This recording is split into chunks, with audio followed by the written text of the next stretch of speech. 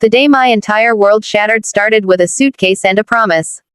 My husband told me that everything we had ever dreamed of was about to come true. He had been offered a huge promotion overseas, and this meant a new beginning, new opportunities, and a life where both of us could finally feel secure. I believed him. I trusted him with every fiber of my being. That trust was my first mistake. To make this move happen, he convinced me to sell every single thing I owned. My books, my clothes, my grandmother's necklace, even the furniture that had been with me since my first apartment. He promised that once we moved, we would buy new things, start fresh, and live the life we had always imagined. Every memory, every piece of me, I put into his hands because I thought he was building our future. What I didn't know was that he was dismantling mine. The day before our flight, I woke up excited and nervous. I was already imagining the apartment we would have, the new streets I'd walk, the friends I'd make. But when I went to check our savings that were supposed to help us land on our feet, I found nothing. Zero. Every last cent was gone. At first, I thought it was a mistake. Maybe the bank had made an error.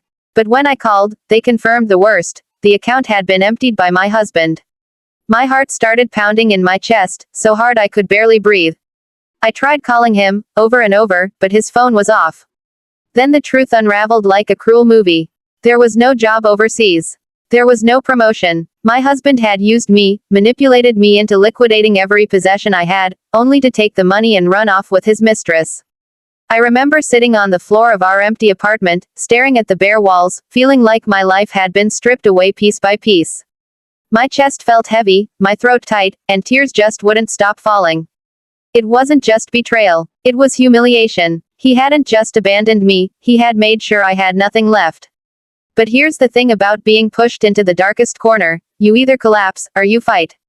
And I decided to fight. At first, I was drowning in grief. Nights blurred into mornings where I couldn't eat, couldn't sleep, couldn't understand why someone I loved could be so cruel. But in those endless nights, my pain slowly turned into something else: rage. A deep, burning anger that whispered to me that he wasn't going to get away with this. He had underestimated me. He thought I would stay broken, powerless, too weak to ever rise again. He had no idea who I was.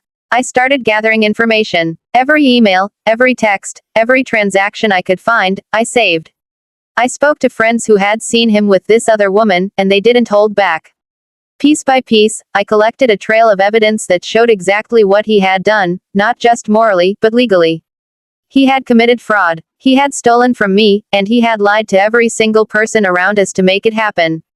Then came the planning. Revenge isn't about rushing in blindly, it's about making sure that when the blow lands, it's devastating. I spoke to a lawyer, shared the documents, explained how he had manipulated me into selling my possessions, how he had taken all of our joint savings without my consent. The lawyer's eyes widened more than once as he read through the files. "We've got him," he said finally. And in that moment, I felt a spark of power return to me. While the legal case was building, I didn't sit still. I made sure his family and friends knew the truth. No more hiding behind the lies he had told them about me. I shared the evidence with them too. I wanted them to see the man they thought was honorable for who he really was: a liar, a cheat, a coward. One by one, I watched as his support system crumbled. His parents stopped taking his calls. His colleagues whispered behind his back. His mistress, the one he'd thrown his entire life away for, suddenly didn't seem so interested when she realized she was now stuck with a man who had no money, no career, and a legal storm heading his way. And oh, that storm hit hard. The case went forward, and because I had so much proof, the court ruled in my favor. He was forced to pay me back every cent he had taken. His accounts were frozen, his credit ruined, his reputation shredded. He went from standing tall and smug to looking like a hollow, defeated man who had lost everything. The best part: his mistress left him the second the money was gone. The image of him standing alone, no friends, no lover, no fortune, that was the sweetest revenge I could have ever asked for. But the revenge didn't just come from watching him fall. It came from what I built out of the ashes he left me in. With the compensation I received, I rebuilt my life. I got myself a new apartment, furnished it with things that I chose, not things I had sacrificed for him. I started a small business I had always dreamed of but never had the courage to pursue while I was under his thumb. For the first time in years, I wasn't just surviving. I was thriving. Sometimes I still think back to that moment when I was sitting on the floor of the empty apartment, shaking, crying, wondering how I would ever move on. And then I think about where I am now, stronger, wiser, and free. His betrayal hurt me, yes. It broke me for a while. But it also gave me the fire to become someone who no longer needs anyone else to hold her up. In the end, his cruelty became the foundation of my strength. He thought he had destroyed me. Instead, he gave me the opportunity to rise higher than I ever thought possible. Justice wasn't just served, it was savored. And every time I think about the look on his face when he realized his world was crumbling, I can't help but smile. Because little did he know, the woman he thought he could break was the woman who would watch him fall.